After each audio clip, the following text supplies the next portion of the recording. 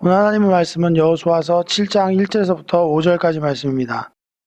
다 같이 찾은 줄 알고 읽도록 하겠습니다. 이스라엘 자손들이 바친 물건을 인하여 범죄하였으니 이는 유다 지파 세라의 증손 삽디의 손자 갈미의 아들 아간이 바친 물건을 취하였습니다. 여호와께서 이스라엘 자손들에게 진노하시니라. 여호수아가 여리고에서 사람을 베들 동편 베다벤 곁에 있는 아이로 보내며 그들에게 일러가로되 올라가서 그 땅을 정탐하라 하며 그 사람들이 올라가서 아이를 정탐하고 여호수아에게로 돌아와서 그에게 이르되 백성을 다 올라가게 말고 2~3천 명만 올라가서 아이를 치게 하소서. 그들은 소수니 모든 백성을 그리로 보내어 수고롭게 마소서 하므로 백성 중 3천 명쯤 그리로 올라갔다가 아이 사람 앞에서 도망하니 아이 사람이 그들이 36인쯤 죽이고 성문 앞에서부터 스바림까지 쫓아가서 내려가는 비탈길에서 쳤으므로 백성의 마음이 녹아 물같이 된지라. 아멘. 기도하시겠습니다. 참으로 좋으신 아버지 하나님 감사합니다. 오늘 이 시간 저희가 여호수아의 말씀을 듣습니다. 정말로 여호수아서에 나와 있는 이 말씀들을 통하여서 이스라엘 백성들이 가나안 땅을 정복해가는 과정 속에서 그들의 불신앙과 또한 그들의 믿음과 여러 가지 환경 속에서 역사하신 하나님의 섭리를 우리가 발견할 수 있게 도와주시길 원합니다. 그러므로 이 말씀이 그때의 이야기가 아니라 오늘날 우리의 삶 속에서 우리에게도 말씀하시는 귀한 그 은혜의 손길임을 우리로 깨달아 알게 도와주시기를 원합니다. 이 시간 주께서 이 말씀들로 저희들의 심령 가운데 채워주실 것을 믿사오며 거룩하신 우리 주 예수님의 이름으로 기도하였사옵나이다. 아멘. 지난 시간에 여리고성의 전투에 대해서 승리한 사건이 있었고요. 오늘은 이제 아이성의 패배 사건. 지난 여리고성에서의 문제가 이제 아이성에서 드러나게 되죠. 자, 그래서 오늘 아이성의 전투에서 패배하게 되고 그리고 다시 회개하고 그 다음에 아이성에서 전투를 승리했던 8장까지 이야기를 나가도록 하겠습니다. 자, 보면 지난 시간에 그 여리고성을 점령하고 난 뒤에 여리고성에서 분명히 첫 승리를 거두면서 하나님께 모든 물건을 바치라고 했는데 아간이 그 중에서 못한 벌과 금과 은을 숨겨서 자기가 취합니다. 그 사건으로 인해서 이제 두 번째 성인 아이성과의 전투에서 패배하는 장면이 오늘의 내용입니다. 그래서 아간의 범죄 때문에 이러한 문제가 발생을 해요. 우리가 이 문제를 잠깐 살펴보면 실제로는 여리고성에서 범죄했는데 문제가 생기는 건 아이성의 문제라는 거예요. 그러니까 이런 식으로 우리에게도 똑같은 현실 속에서 문제가 발생을 합니다. 과거에 우리가 어떠한 잘못을 했는데도 불구하고 그거에 대한 회개를 하거나 하나님 앞에 그 잘못에 대한 뉘우침이 없으면 그 일로 인해서 일이 터지는 게 아니라 다른 일로 인해서 일이 번져요. 그럼 우리는 그 일이 이전에 자기가 잘못한 일 때문에 터진 거라고 생각하지 않아요. 대부분의 사람들은.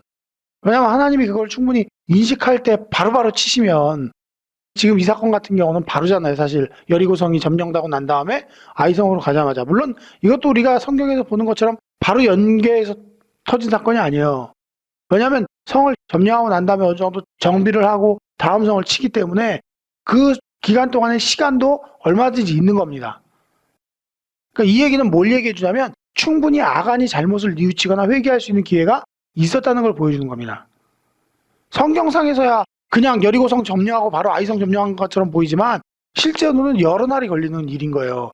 여리고성을 점령하자마자 그냥 내버려두고 바로 아이성으로 가냐면 그렇지 않죠. 그것을 점령하고 물건을 취하고 정리할 거 정리하고 그리고 난 다음에 자기 군비도 정렬을 해야 되고 그리고 나서 아이성을 치러 갈 텐데 그 시간 동안까지도 아무도 그 사실을 몰랐고 또 아간은 스스로 범죄했지만 그때까지도 아무런 일도 없었기 때문에 무사한 줄 알았던 거죠. 그렇기 때문에 우리가 오늘날 우리에게 벌어진 일들도 그때그때 발생하는 게 아니고 과거에 내가 잘못한 게 5년 뒤, 10년 뒤, 때로는 20년 뒤에 그런 일들이 열매를 맺어서 우리 눈에 드러난단 말이에요. 그러니까 뭔가 잘못했을 때는 빨리빨리 회개를 해야 되는데 미련한 게 사람인지라 하나님이 모르실 거라고 생각을 하고 회개치 않는 겁니다. 아간의 심정도 아마 하나님이 몰랐을 거라고 생각을 했다는 거죠. 근데 우리가 이 사건을 통해서 정말 깨달아야 될 것은 사람의 눈은 속일 수 있지만 하나님의 눈은 속일 수 없다는 것을 깨달아야 됩니다. 우리가 무슨 일을 하든 무슨 짓을 하든 사람은 속일 수 있지만 하나님은 알고 계신다는 거죠. 우리가 정말 하나님을 믿는다면 그것에 대해서 충분히 하나님께서 징계하시라는 것도 믿어야 할 텐데 이상하게 사람은 자기가 잘못한 거에 대해서는 모르실 거다. 지금 당장 일이 벌어지지 않으면 괜찮을 거다라고 생각한다는 겁니다. 하지만 성경의 이름같이 무엇을 심든지 심은 대로 거둔다는 그 말씀은 구약에서부터 오늘날까지도 그대로 이루어진다는 사실을 기억해야 합니다. 그래서 7장에서는 이스라엘 자손들이 바칠 물건으로 인해서 범죄했다라고 이야기하면서 시작을 합니다. 그러면서 야간이 이러한 문제로 인해서 아이성의 전투를 패배하게 됐다는 전제 조건을 깔고 시작을 하는 거죠. 물론 이 기록은 이미 이것들이 다 벌어지고 난 뒤의 기록이기 때문에 이런 식으로 기록을 하고 있는 거고요. 2절에 보면 여호수아가 여리고에서 승리를 끝내고 이제 아이성을 정탐하라고 사람을 보냅니다. 그랬더니 여리고에 비하자면 택도 없이 작은 성이었던 거예요. 그래서 정탐하고 온 정탐꾼의 보고가 우리 민족이 다 갈 필요도 없겠습니다. 전군이 다 갈 필요도 없고 2, 3천 명만 가도 그 성은 충분히 정복할 수 있을 것 같습니다. 그래서 그 말을 좋게 여겨서 2, 3천 명을 보냅니다. 그랬는데 정작 전투에서 패배하고 36명이 이 전투에서 사망을 하게 됩니다. 그러니까 전투에서 패배하게 되면 사기가 확 꺾이게 돼 있어요. 이 전투라는 건 사기가 굉장히 중요하다라고 얘기를 하죠. 옛날 과거서부터.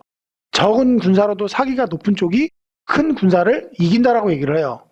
역사를 통해서 그런 전투 사건들은 굉장히 많았었고요. 알렉산더 대왕이 이름이 나타나기 시작할 때도 페르시아군하고 싸울 때 3,000명밖에 안 되는데 10만이 넘는 병사하고 싸워서 이겼거든요. 그러니까 그것은 꼭 숫자만으로 전투를 하는 게 아니라는 것을 입증해주는 장면인 거죠. 아이성은 이스라엘 백성들의 범죄로 인해서 하나님이 그렇게 징계를 받게 하신 거였지만 어쨌든 숫자가 꼭 우월하다고 해서 숫자가 승리의 기반이 되는 건 아니라는 것을 염두에 둬야겠죠. 자, 어쨌든 이들은 정탐을 하면서 군사의 전부가 아닌 일부만 나서도록 권유를 합니다. 그 이유는 마음에 방심했기 때문인 거예요. 여리고성에서 크게 전투에서 승리하다 보니까 아이성에서는 그보다 훨씬 작은 성읍이었기 때문에 얼마든지 이길 수 있을 거라고 착각을 했던 거죠. 그러니까 결국 이스라엘 백성들은 승리에 도취돼서 한껏 고무되어 있었던 거예요. 그러니까 범죄 사실 이외에도 그들의 자만심이 패배의 원인이었던 거예요. 그래서 신앙인들은요, 신앙이 성장해 가면 모든 일이 형통할 때가 있어요. 어떤 때는. 이런 때는 교만하기 쉽습니다. 내가 교만할 거다 하면서 교만하는 사람들이 몇이나 되겠습니까? 모르니까 교만해지는 거예요. 자기가 높아지고 있음에도 불구하고 높아지는지를 깨닫지 못하는 거예요. 그래서 사고가 나고 문제가 생기는 거예요. 그러니까 그때는 몰랐던 거예요. 이스라엘 백성들도 지금 승리에 도취돼 갖고 자만에 빠진 거예요. 병력으로 보나 숫자로 보나 저 아이성은 쉽게 생각을 했던 겁니다. 자, 이때 60절에 보면 여호수아가 옷을 찢고 이스라엘 장로들 앞에서 함께 여호와의 궤 앞에 땅에 엎드려 머리에 티끌을 무릅쓰고 저물도록 있다가, 이게 슬픔의 표현인 거예요. 우는 거는 만국 공통인데 그 우는 형식도 첫 번째 분노나 슬픔에 있을 때 옷을 찢어요. 그쪽 문화는 그렇습니다. 극한 분노나 또는 슬픔을 나타낼 때 옷을 찢고요. 더 극한 슬픔을 나타내는 땅에 엎드려져 갖고 땅의 흙을 머리에다 끼얹습니다. 티끌을 무릅쓴다는 게 바로 이거예요. 이건 엄청나게 큰 슬픔을 봤을 때 이러한 행동을 하죠. 다윗이 자기에게 반역했던 압살롬이 죽게 되었을 때 마찬가지로 머리에다 티끌 쓰죠. 그러니까 주변 사람들이 반역자가 죽었는데 왕이 이렇게 슬퍼하는 건 당황스럽다고 얘기를 하죠. 그게 바로 이런 엄청난 애통과 슬픔을 표현하는 표시였기 때문인 거예요. 그래서 지금 여호수아도 이 패배 후에 정신적인 충격과 마음의 충격이 얼마나 컸겠어요. 바로 그 앞에서 티끌을 무릅쓰고 슬픔을 나타내고 있는 겁니다. 결국 이와 같이 옷을 찢고 티끌을 뒤집어 쓰므로 인해서 이스라엘 백성들이 패배한 거에 대해서 엄청나게 슬퍼하고 있는 겁니다. 자, 그러면서 이제 7절에 보니까 여호수아가 가로되 슬프도소이다 주 여호와여 어찌하여 이 백성을 인도하여 요단을 건너게 하시고 우리를 아모리 사람의 손에 붙여 멸망시키려 하셨나이까. 우리가 요단 저편을 족하게 여겨 거하였다면 좋을 뻔하였나이다. 주여 이스라엘이 그 대적에게 앞에서 돌아섰으니 내가 무슨 말을 하오리까. 가나안 사람과 이 땅 모든 거민들이 이를 듣고 우리를 둘러싸고 우리 이름을 세상에서 끊으리니 주의 크신 이름을 위하여 어떻게 하시려나이까 라고 얘기합니다. 자, 그러면서 요단 저편에서 죽었으면 좋을 뻔했다라는 이야기는 좀 오바인 것 같이도 들리죠. 어떻게 보면 원망처럼 들려요. 여호수아가 7절에서 우리를 아모리 사람 손에 붙여 멸망시키려 하셨나이까. 우리가 요단 저편을 족하게 여겨. 그러니까 요단강 건너기 전에 요단 동편을 족하게 여서 거기에 거하였더라면 좋을 뻔 했겠습니다. 결국 이 이야기는 무슨 얘기인 거예요? 어찌 보면 원망처럼 들리죠. 근데 원망과 탄식의 차이점이 뭐냐면요. 만약에 여호수아가 이걸 통해 갖고 밑에 이 구절, 9절에 보면 주의 크신 이름을 위하여 어떻게 하시려나이까. 이 구절이 없으면 원망해요. 위의 내용은 다 원망처럼 보여요. 그런데 지금 여호수아가 결정적으로 이렇게 이야기하는 까닭이 주의 이름이 회방받는 것에 대한 것을 가지고 얘기를 하는 거예요. 자기 이익 때문에 지금 이런 얘기를 하는 게 아니라는 거예요. 우리가 하나님 때문에 손해봤습니다라고 얘기하는 게 아니라는 거예요. 이렇게 얘기하면 원망이죠. 내가 당신 때문에 이렇게 돼서 자기 잘못은 조금도 생각지 아니하고 자기 문제점은 하나도 생각지 아니하고 상대방만 원망해요. 너 때문에 내가 이렇게 됐어. 당신 때문에 내가 이렇게 됐어. 부부싸움 할 때 보면 되게 그렇잖아요. 둘 다 조금씩 잘못하는 건데 배우자만 막 욕한단 말이야. 네가 다 잘못했고 네가 문제고. 그게 바로 뭐예요? 원망인 거예요. 상대에 대한 원망과 탄식은 다르다는 거예요. 탄식은 자기 이익을 위해서 하는 게 아니에요. 원망은 자기 이익을 위해서 하는 거지만 그렇기 때문에 같이 보이는 일도 같이 않을 수 있는 거죠. 지금 여호수아가 이렇게 하나님 앞에서 원망처럼 보이는 탄식을 한 것은 과거에 이스라엘 백성들이 그 물이 없을 때나 이럴 때 원망한 것은 자기 이익 때문에 원망한 거잖아요. 자기가 물이 없기 때문에 먹을 양식이 없어서. 근데 여호수아는 지금 전쟁에서 패한 탓으로 자기들이 손해를 받았기 때문에 그 손해에 따르는 원망을 하고 있는 것이 아니라 하나님의 인도하심에도 불구하고 졌다는 충격적인 사실과도 함께 명예실추라는, 이 명예실추는 자기들의 명예가 아니죠. 하나님의 명예실추에 대한 측면에서 지금 탄식을 하고 있기 때문에 원망처럼 보이는 이것은 탄식이라는 거예요. 어쨌든 원망적인 마음이 있었을지라 할지라도 이것을 전적인 원망으로만으로 치부하기에는 어렵다는 거죠. 이러한 문제들 때문에. 자, 그래서 하나님께서는 이제 10절에 보면 여호와께서 여호수아에게 이르시되 일어나라 어찌하여 이렇게 엎드렸느냐 이스라엘이 범죄하여 내가 그들에게 명한 나의 언약을 어기었나니 곧 그들이 바친 물건을 취하고 도적질하고 사기하여 자기 기구 가운데 두었느니라. 이때서야 문제를 딱 제시하죠. 하나님은 미리 얘기하실 수 있는데도 불구하고 미리 얘기하지 않습니다. 우리가 범죄할 때마다 하나님이 그때그때마다 우리의 잘못을 지적하신다면 우리가 쉽게 할 수 있을 텐데 하나님은 그렇게 안 하신다는 거예요. 내버려 두신다는 거예요. 일단 문제가 터질 때까지. 왜 그럴까요? 그때그때 알려주시면 참 좋을 텐데 그때그때 알려주셔도 시인하지 않을 뿐더러 우리가 그때그때 알려준다고 고마워하고 그 은혜를 감사하는 게 아니라는 거예요. 아담 이후로 범죄한 사실을 이야기하면 수긍하고 긍정하고 회개하던 인물이 몇이나 되느냔 말이에요. 우리 인간은 언제나 자기의 범죄 사실을 숨기기에 급급합니다. 감추고 가리우기에 급급하지 그것을 하나님 앞에 미리 고하지 않는다는 거예요. 아담만 그럽니까? 가인도 자기하고 쳐 죽이고 먼저 회개하지 않잖아요. 하나님이 아우가 어디냐고까지 얘기했더니 내가 아우를 지키는 자입니까? 라고까지 항변한단 말이에요. 그게 우리 인간의 성품이고 속성인 거예요. 그렇기 때문에 하나님께서 미리 알려주셔 봐야 소용없는 것이기 때문에 안 하시는 거예요. 오히려 드러나야 그때 가서야 내가 그랬습니다. 이러는 게 바로 인간이기 때문인 거죠. 자, 결국 그리고 그러한 것을 통해서 하나님께서는 이스라엘 백성들이 얼마나 큰 범죄를 했는지를 깨닫기를 원하셨던 거죠. 그래서 하나님은 이제 12절에 보면 그러므로 이스라엘 자손이 자기 대적을 능히 당치 못하고 그 앞에서 돌아섰나니 이는 자기도 바친 것이 됨이라. 그 바친 것을 너희 중에서 멸하지 아니하면 내가 다시는 너희와 함께 있지 아니하리라. 자, 멸할 것을 요구하고 계시죠. 너는 일어나서 백성을 성결케 하여 이르기를 너희는 스스로 성결케 하여 내일을 기다리라. 이스라엘 하나님 여호와의 말씀에 이스라엘아 너희 중에 바친 물건이 있나니 내가 그 바친 물건을 너희 중에서 제하기 전에는 너희 대적을 당치 못하리라. 아침에 너희는 너희 지파대로 가까이 나오라. 여호와께서 뽑히는 그 지파는 그 족속대로 가까이 나올 것이요 여호와께 뽑히는 족속은 그 가족대로 가까이 나올 것이요 여호와께 뽑히는 가족은 각 남자대로 가까이 나올 것이며 바친 물건을 가진 자로 뽑힌 자를 불사르되 그와 그 모든 소유를 그리하라. 이는 여호와의 언약을 어기고 이스라엘 가운데서 망령된 일을 행하였음이라 하셨다 하라. 오늘날 이것은 이때만의 문제가 아니라는 거예요. 여기서 뭐라 그래요? 바친 물건을 너희가 멸하지 전에는 너희와 함께하지 않겠다. 너희가 너희 대적을 이기지 못하리라는 얘기는 형통치 않는다는 얘기인 거예요. 여호수아 때 이런 일이 오늘날은 발생 안 할까요? 오늘날도 여전히 발생합니다. 오늘날 똑같은 일로 똑같이 우리는 일을 행할 수 있어요. 우리는 거룩히 지키라는 주일과 11조를 떼어먹는 일이 이거하고 똑같은 일과 마찬가지인 겁니다. 별로 상관이 없는 것 같죠? 상관이 아주 밀접한 거예요. 아간의 한 짓은 오늘날에 그거와 같은 거예요. 11조와 주일.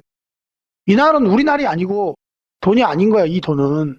근데 성도들이 생각하기에는 신앙이 없는 사람들은 신앙 안에 들어오면 제일 먼저 걸리는 게 이 두 가지잖아요. 11조하고 주일. 주일날 왜 어겨요? 돈 벌러 가기 때문에 주일을 어기는 거예요. 주일날 돈을 벌어 가는 것은 하나님보다 돈을 더 사랑하는 거죠. 11조를 떼어먹는 것도 하나님보다 돈을 더 사랑하는 거죠.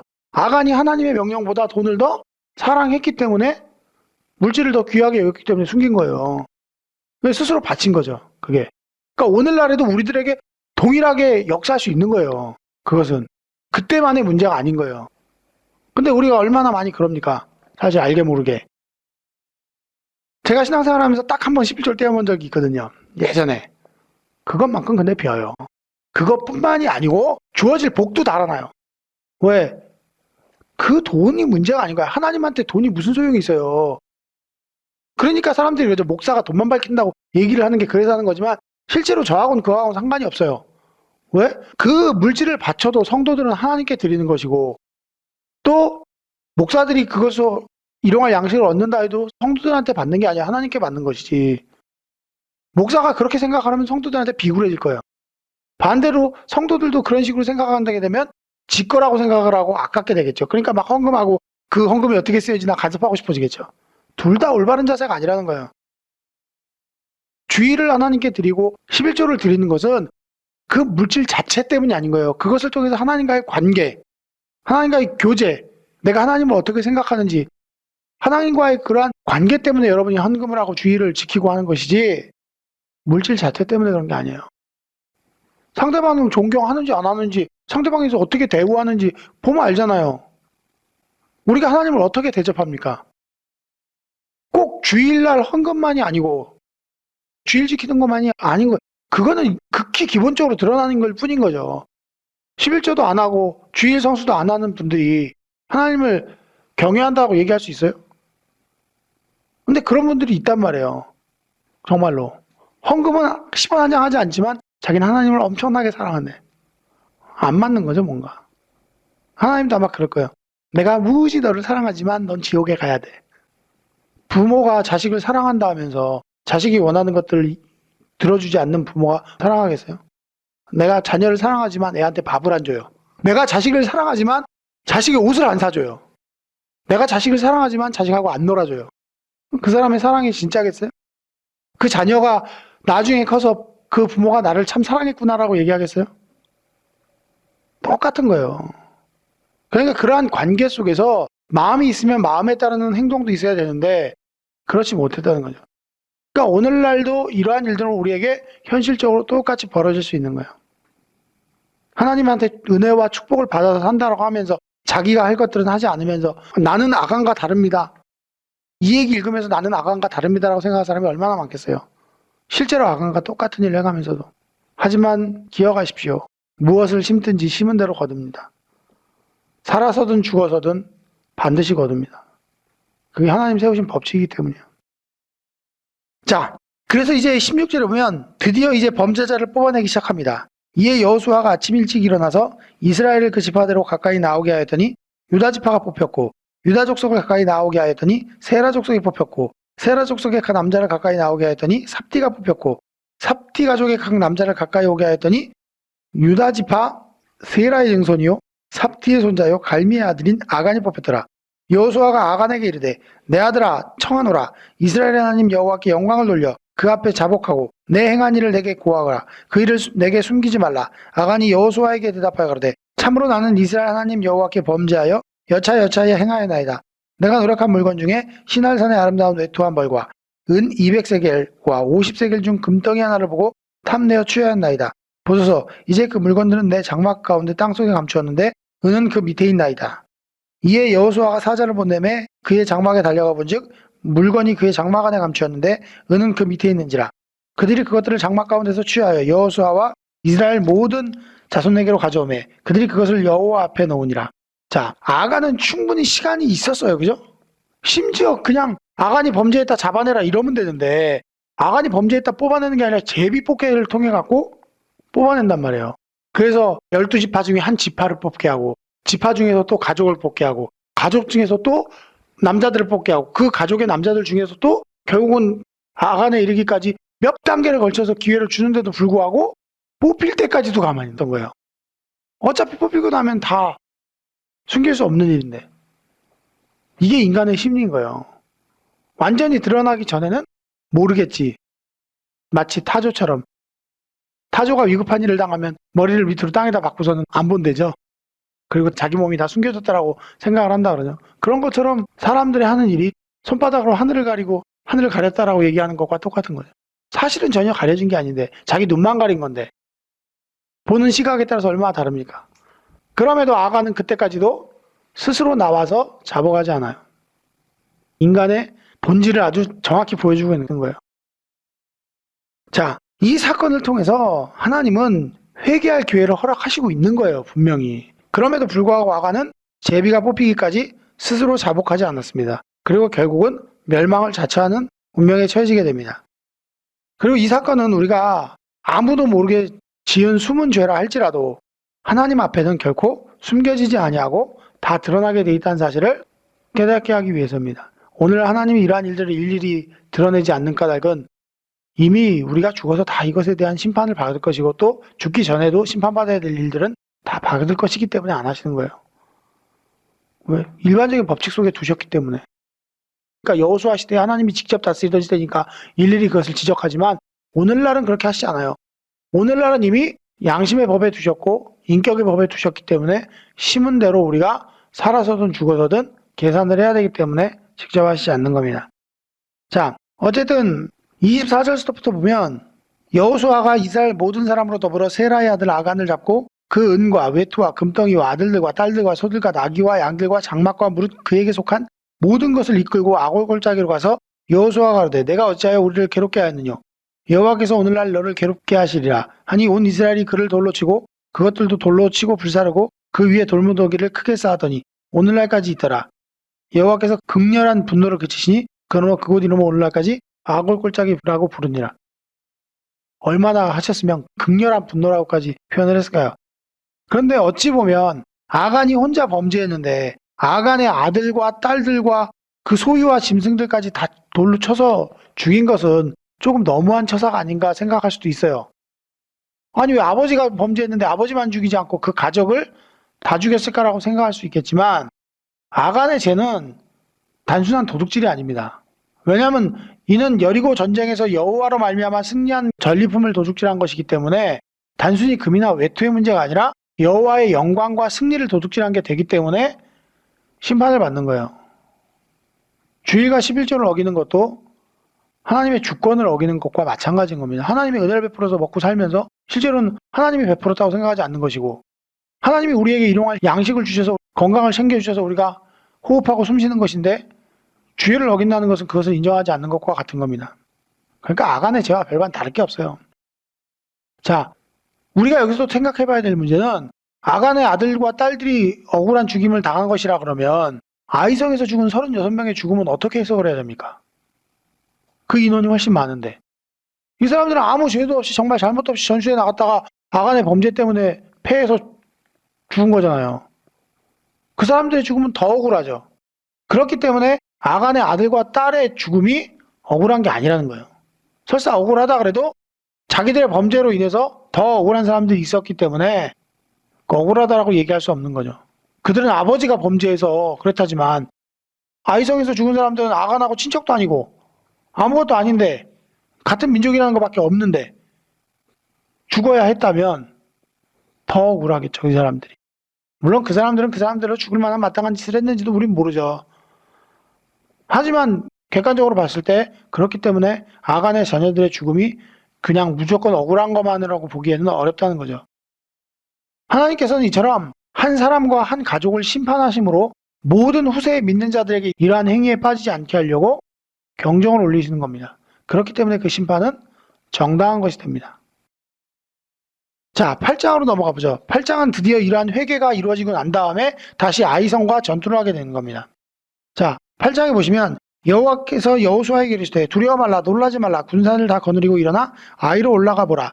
내가 아이 왕과 그 백성과 그 성읍을 그 땅을 다 내 손에 주었노니 너는 여리고와 그 왕에게 행한 것 같이 아이와 그 왕에게 행하되 오직 거기서 탈취한 물건과 가축은 스스로 취하라. 너는 성 뒤에 복병할지니라. 이미 여리고성은 첫 성이었기 때문에 하나님께 바치게 한 것이고 이후부터의 성에서의 전리품은 다 이스라엘 백성들에게 분배됩니다. 아니 가나안 성읍 중에 여리고성은 하나밖에 아니잖아요. 가나안 땅에 성이 얼마나 많습니까? 그 중에 하나만 요구하셨는데 무리한 거예요? 어떤 사람들은 11조 내기가 참 아깝잖아요. 일부임에도 불구하고 그것이 아까워서 드리지 못했고 그것의 일부를 취했다는 것은 문제가 있는 거죠. 그 나머지 성을 하나님이 무슨 성업이든 다 바쳐라 이랬다 그러면 좀 억울하다고 생각할 수도 있겠지만 그게 아님에도 불구하고. 그러니까 지금 이 아이성에서의 모든 물건 그리고 그 이후에 벌어지는 정복전쟁에서는 하나님이 그 뒤부터는 다 이스라엘 백성들에게 전리품을 나눠 갖게 하십니다. 3절에 보면 이에 여호수아가 일어나서 군사와 함께 아이로 올라가려 하여 용사 3만 명을 뽑아 밤에 보내며 그들에게 명하여 가로되 너희는 성읍 뒤로 가서 성읍을 향하여 매복하되 그 성읍에 너무 멀리하지 말고 다 스스로 예배하라.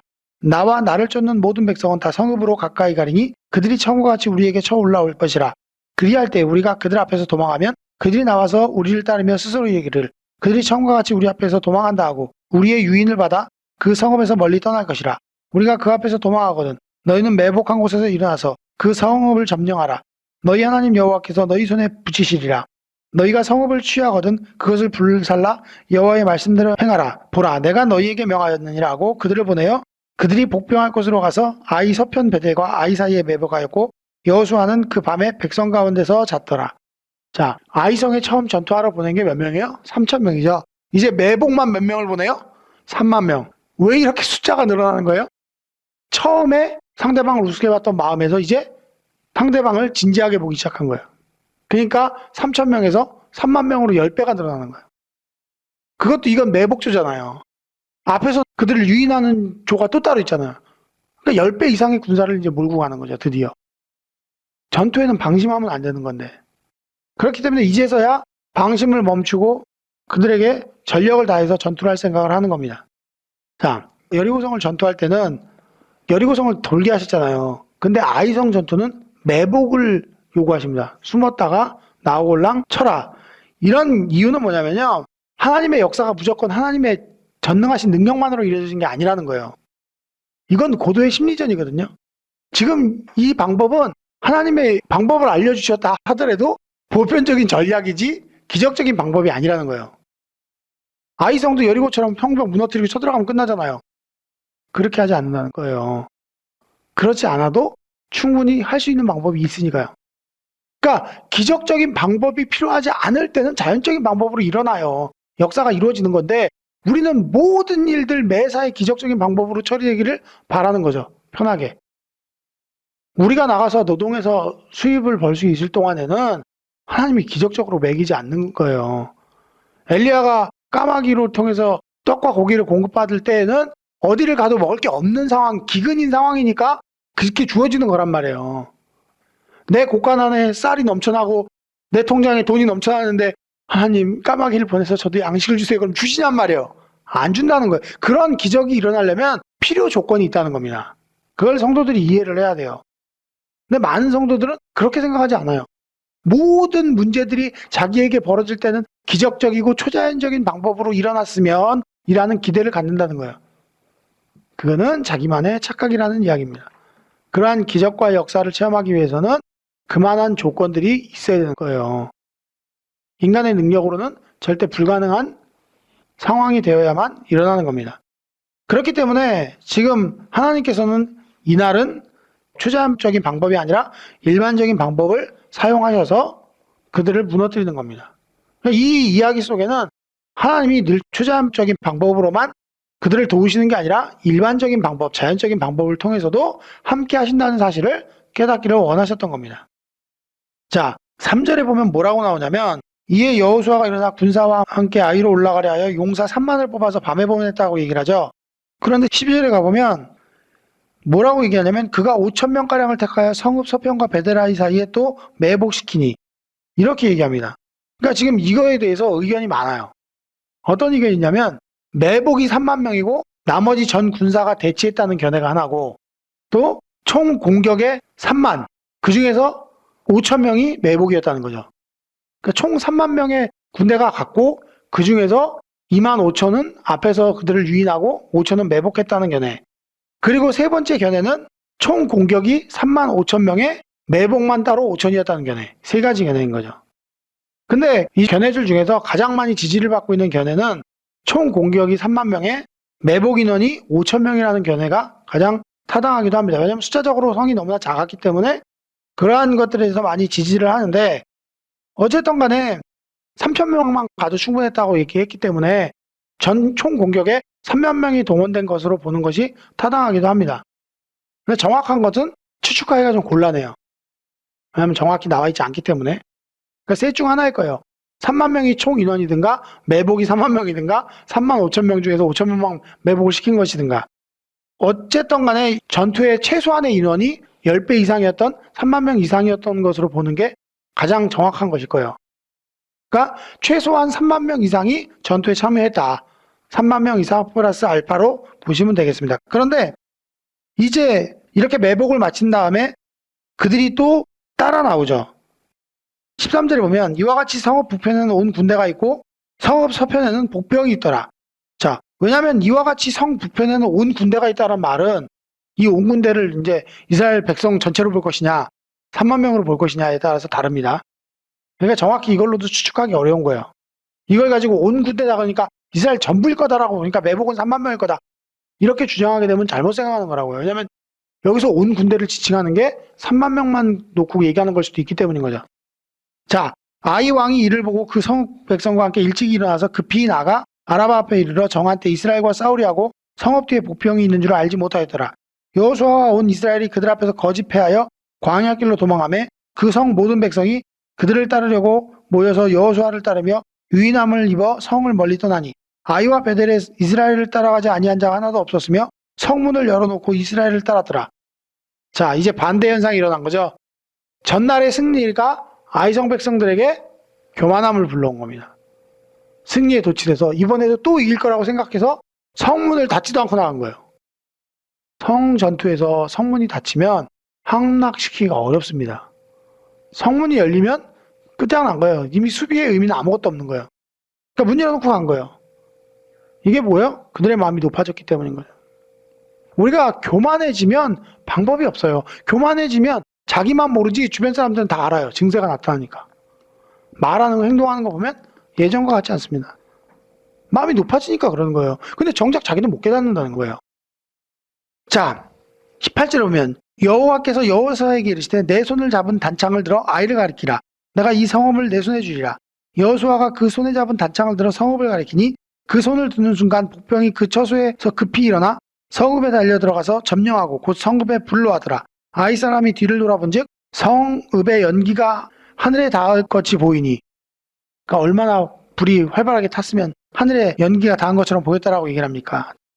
자, 광야로 도망하던 이스라엘 백성들은 그 따르던 자에게로 돌이켰더라. 여호수아와 온 이스라엘이 그 복병이 성읍을 점령함과 성읍의 연기가 오는 걸 보고 다시 돌이켜 아이 사람을 죽이고 복병도 성읍에서 나와 그들을 치매 그들이 이스라엘 중간에 든지라. 혹은 이편에서 혹은 저편에서 쳐서 한 사람도 남기거나 도망하지 못하게 하였고 아이 왕을 사로잡아 여호수아 앞에 끌고 왔더라.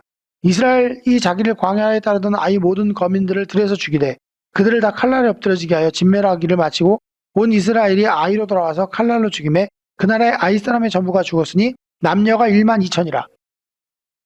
근데 이스라엘 백성들은 이때 약 얼마냐면 200만이에요. 추산된 인원이.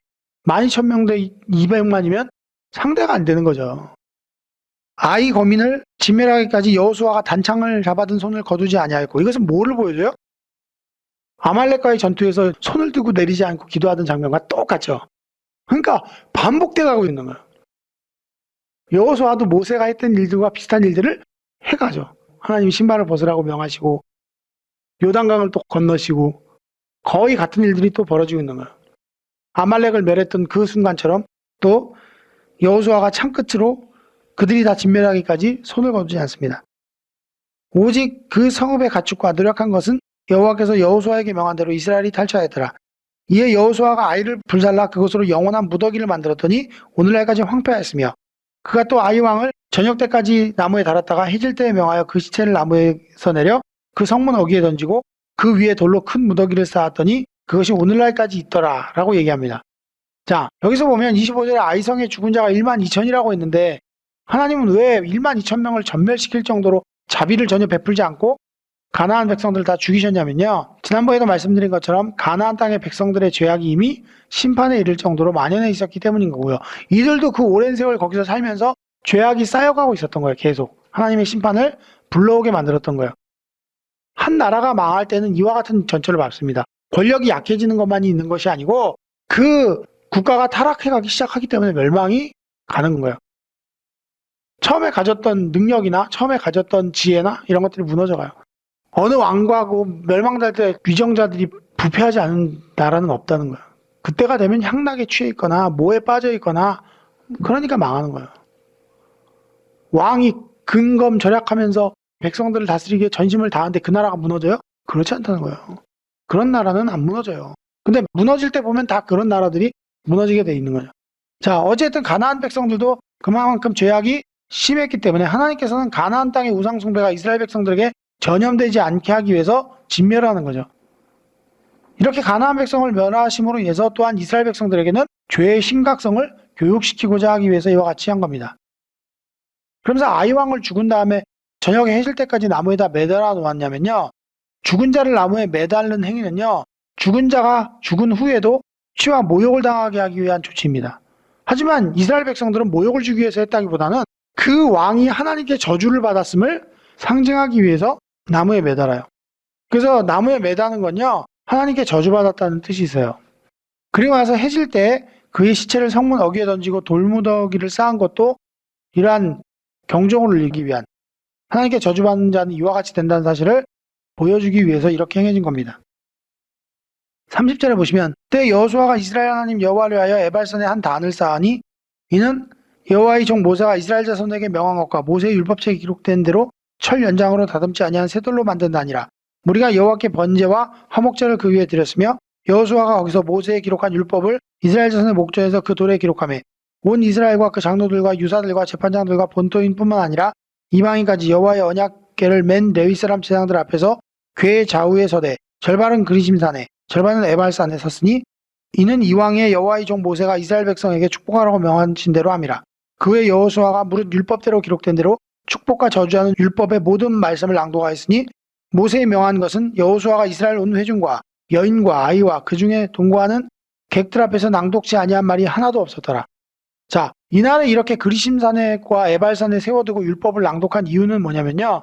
이것은 맹세와 같습니다. 즉 이스라엘 백성과 공식적인 맹세 절차로 율법을 잘 지키면 복을 받고 그렇지 않으면 저주를 내리겠다라고 한 서약과도 같은 거예요. 여러분들이 세례를 받는 게 오늘날 이와 비슷하죠. 하나님 앞에 믿음으로 살겠다는 맹세와 같은 겁니다. 여러분이 세례를 받는 이유가 그거예요. 내가 거듭났고 새 생명을 얻었고 이제는 새로운 가치관과 새로운 기준으로 살겠습니다라는 고백인 거예요. 새로운 가치관과 기준으로 사셨습니까? 이제 그것은 하나님 앞에 서게 될 때에 심판받고 평가받게 될 것입니다. 그래서 오늘은 아이성에서의 패배와 다시 회개하고 난 다음에 가간을 멸하고 난 다음에 아이성의 전투를 승리로 이끄는 장면, 그리고 에발산과 그리심산에서 축복과 저주의 맹세를 하는 장면으로 말씀을 마쳤고요. 기도하시겠습니다. 참으로 좋으신 아버지 하나님 감사합니다. 오늘 아이성의 전투의 이야기를 통해서 오히려 승리할 여리고의 사건은 6장 한 장밖에 기록되지 않았지만 오히려 실패한 장면은 7장과 8장을 통해서 여러 가지 모습으로 우리에게 또한 깨달음을 주는 것을 바라보았습니다. 우리가 마음이 높아지거나 교만해짐으로 말미암아 스스로 패망을 자처하지 아니하도록 도와주시옵소서. 또한 하나님의 은혜를 우리가 거저받은 것이 아니오매 그 은혜를 우리가 망각하지 아니하고 스스로 마음이 높아지고 하나님을 기망하며 하나님 보시기에 합당치 아니한 일들을 우리가 스스럼없이 행하지 아니하도록 붙잡아 주시옵소서. 이 시간 이 말씀들로 저희들 가운데 은혜를 내려주심을 감사하며 거룩하신 우리 주 예수님의 이름으로 기도하였사옵나이다. 아멘. 구독, 좋아요, 알림 설정 해주세요. Subscribe, like, set notifications.